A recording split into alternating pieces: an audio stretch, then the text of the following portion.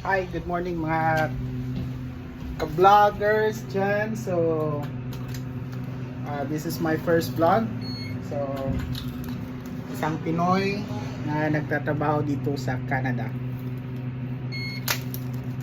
Okay, so punta tayo upstairs, no? And it's almost 11 past in midnight. Pa-midnight na po siya. So,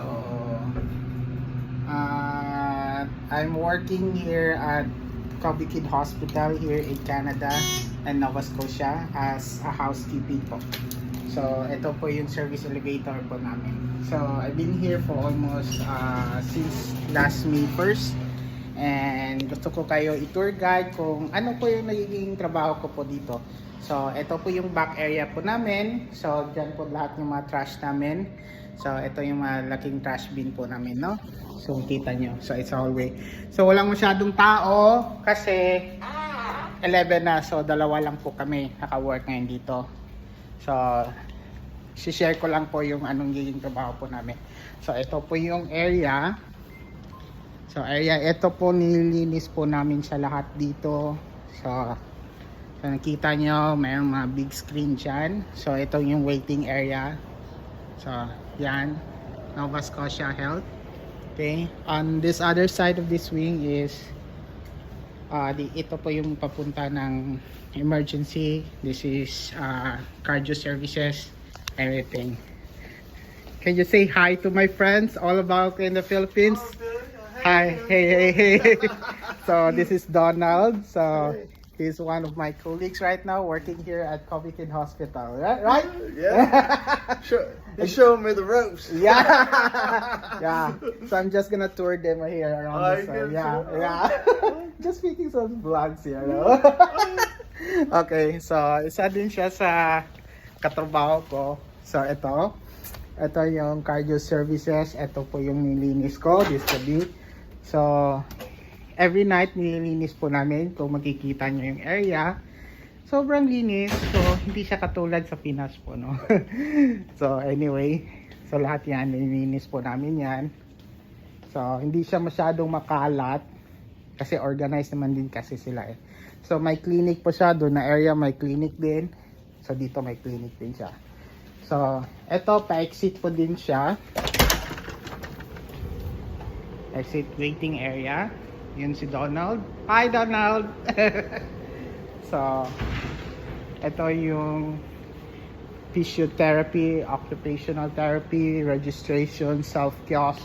So, dito kasi, high-tech na kasi dito, nagsi-self-kiosk na lang po sila. So, ito ay English, like that. So, if you have the health card number, you have to put it down there, something like that. So, bibigay na po, diretso po, bibigay po ng number, tsaka tatawagan kayo. So, every hospital, every establishment is very unique po kasi meron na po silang tinatawag na AED.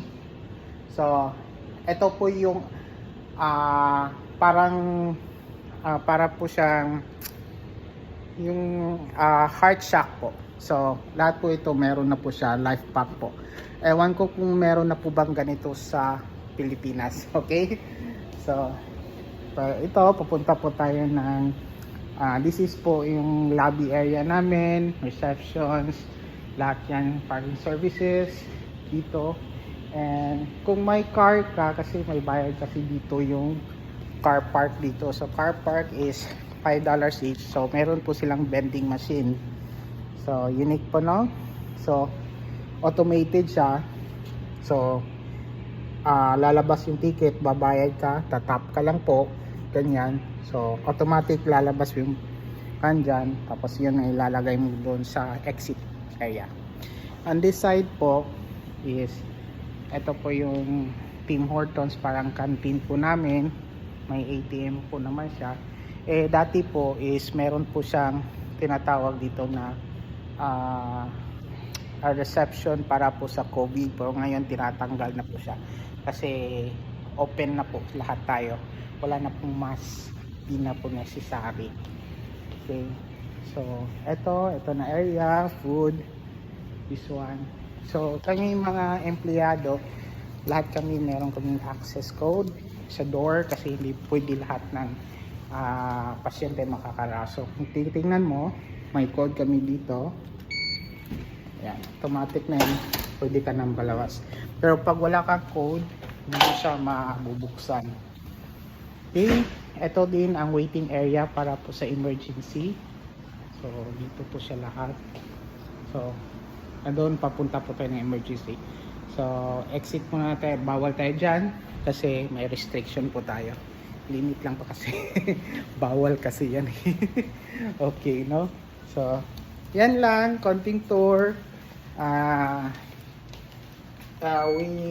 Di ko kasi pwede ma-show yung lahat ng area kasi bawal po siya, restricted po siya eh. May policy po kami dito.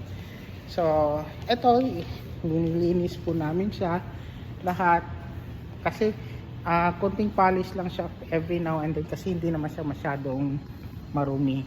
So, I work here as 8 hours a day. And ang kagandahan lang kasi dito is it's government owned po, government po talaga lahat ng hospital. And then medyo malaki yung sahod niya kasi pag gabi may night differential siya na may night differential, tapos pag weekend may weekend premium ka, tapos pag holiday may half at saka holiday pay ka pa. So medyo doble-doble siya. And right now, sa ilang months ko po, nakakuha po ako ng permanent po na 0.4 as of this moment na guaranteed ako na 4 days a week.